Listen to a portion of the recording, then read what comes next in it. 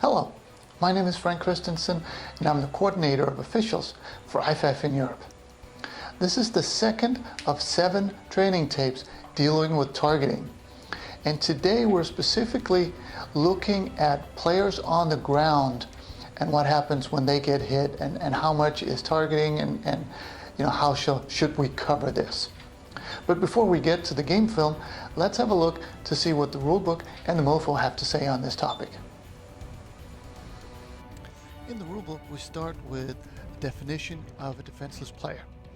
A defenseless player is one who, because of his physical position and focus of concentration, is especially vulnerable to injury.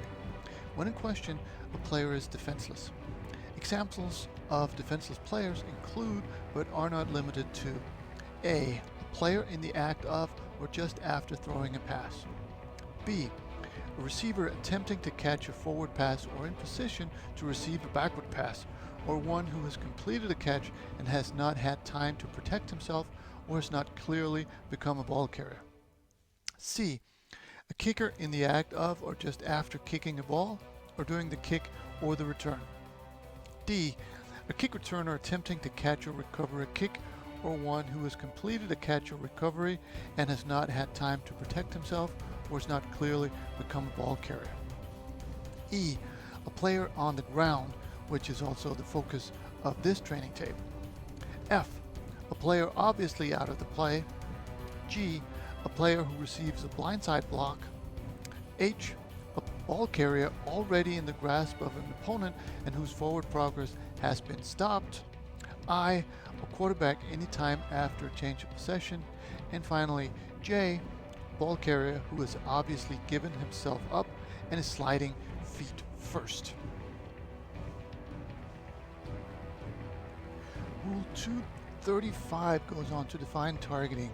It says, targeting means that a player takes aim at an opponent for purposes of attacking with forcible contact that goes beyond making a legal tackle or legal block or playing the ball.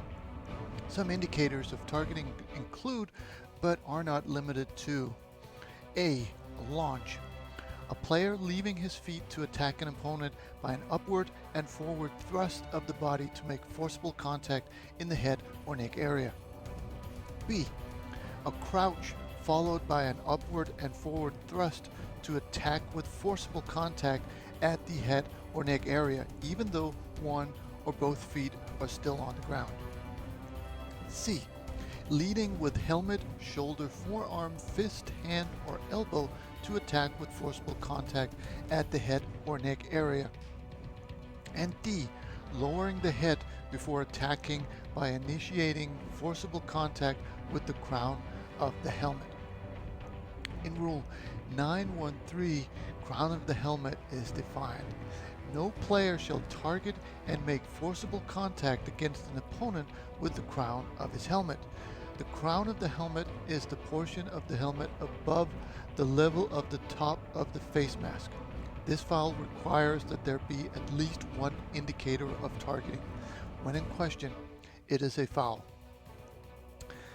And 914 says, no player shall target and make forcible contact to the head or neck area of a defenseless opponent with the helmet, forearm, hand, fist, elbow, or shoulder. This foul requires that there be at least one indicator of targeting. When in question, it is a foul. In the MOFO, we go to penalty administration in the points of emphasis. 131E says, if your flag is for targeting, you must have direct verbal communication with at least one other official prior to reporting the foul to the referee. And we finish off in penalty administration under calling fouls. 1911, number 8 says, if your flag is for targeting, you must have direct verbal communication with at least one other official prior to reporting the foul to the referee. Rarely does targeting occur when there are not multiple views of the action. Because the penalty involves mandatory disqualification, we require this communication to reduce the risk of an incorrect call. And that was the book. Now let's have a look at some game film.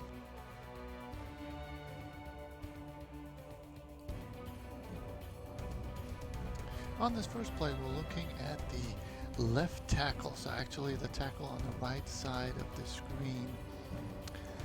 And of course he's going to engage an opponent who's going to end up on the ground, and then he does that. Now, certainly enough for a personal foul, unnecessary roughness. I mean, it's completely unnecessary, but just not quite enough. It doesn't rise to the level of a targeting. He is defenseless as he's lying there on the ground. I'm just not sure that the whatever force there is to the head neck area quite rises to the level of what we want for disqualification for targeting, but certainly enough for a personal foul, unnecessary roughness.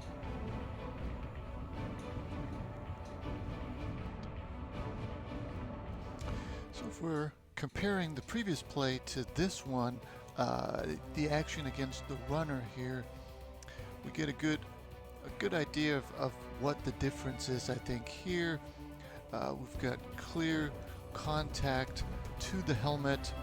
The runner is down, so he's defenseless. Certainly an unnecessary hit. You might even argue that this could fall under the crown of the helmet category. You know, sometimes we get 2 for 1, but this certainly is a defenseless player on the ground, forcible, unnecessary contact to his helmet, and you know, compared to the last one, this one certainly rises to the level of what we're looking for in a personal foul with targeting.